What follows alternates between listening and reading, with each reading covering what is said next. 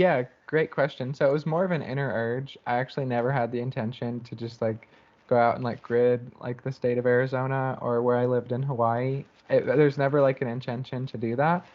So how it happened for me is that I learned that when you put a piece of Orgonite and you bury it on like a cell tower, it basically, neutralizes all of the radiation and fields that come from that tower. And I would, see and feel such a huge difference in the nearby environment every time I would do that. And so I started making it a habit to like go and it's called tower busting, tower bust all these towers with Orgonite. And so I would just drive every few blocks, find another tower, hop a fence if I had to and bury it right there. And I just kept doing that until I finished doing the whole town where I lived. And then I expanded from there into the nearby towns. And then I ended up getting, most of Phoenix um, and then up towards northern Arizona.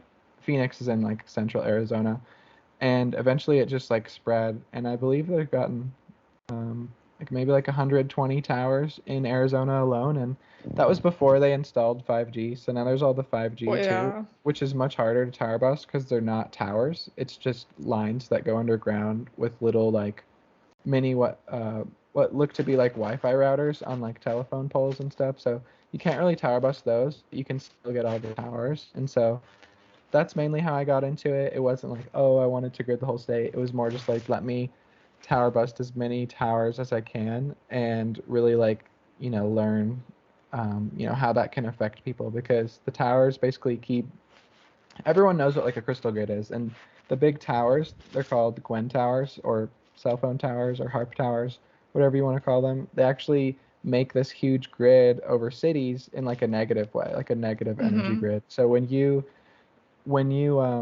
put the Orgonite there, it kind of reverses that effect. Well, it absolutely does reverse that effect, and it neutralizes it. It basically takes what's called non-native EMF radiation and transforms it into native EMF radiation. So it basically makes the towers stop doing what they're doing.